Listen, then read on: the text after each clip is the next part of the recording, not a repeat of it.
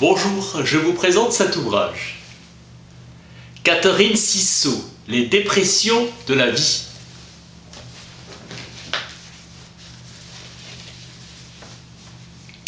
La vie est une succession de dépressions.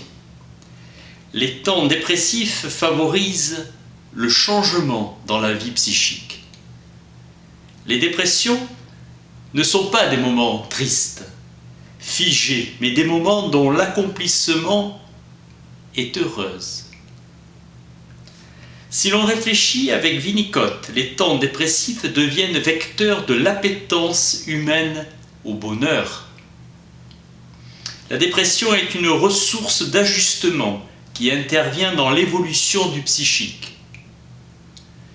Les symptômes dépressifs expriment les modalités caractérielles mises en place par le self ou le moi dans le but de sauvegarder la vie psychique. Le bébé vit et meurt psychiquement à travers chaque tété, succion.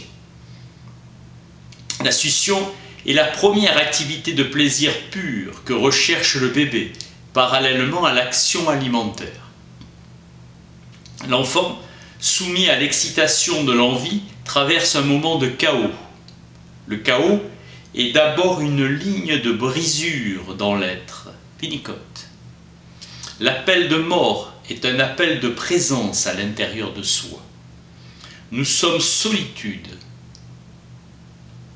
L'homme, dans son rapport à la nature, est voué à être seul. La capacité dépressive n'effectue aucun changement d'état. Elle vise à intérioriser, à assimiler le changement en investissant les sensations nouvelles dont il procède. Dans une vie, la capacité dépressive va évoluer. Le changement d'objet entre l'objet partiel et l'objet total suppose de nouvelles conditions d'appréhension psychique.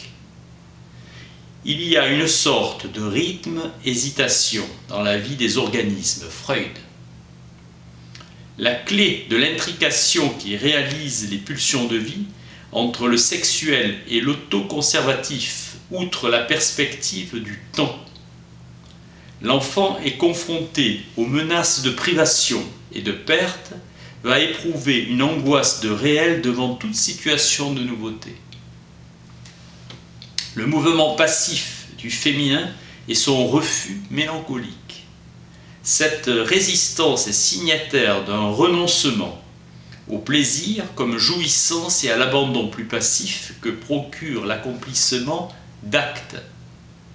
Ce qu'on fait suppose d'abord une expérience d'être. Pour faire d'abord être. La réalité existentielle du self soutient la puissance de l'acte du moi. La capacité dépressive est la voie d'une continuité d'être, le chemin d'intériorisation d'une mémoire.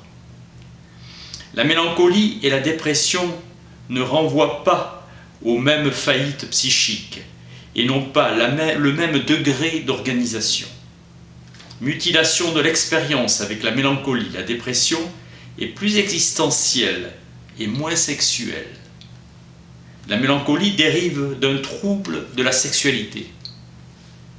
La dépression est un trouble de l'expérience, d'être hypocondriaque. La dépression a des conséquences sur le versant de la vie sexuelle et des relations à l'objet. L'hystérie débute par un débordement du moi, débordement qui marque l'aboutissement de la paranoïa. Freud. L'action d'une capacité dépressive intervient topiquement dans la formation de la mémoire. La dépression peut être grave et invalidante et durer toute une vie. Il n'y a pas de dépression sans soulèvement. La dépression est toujours réactionnelle à une pression interne.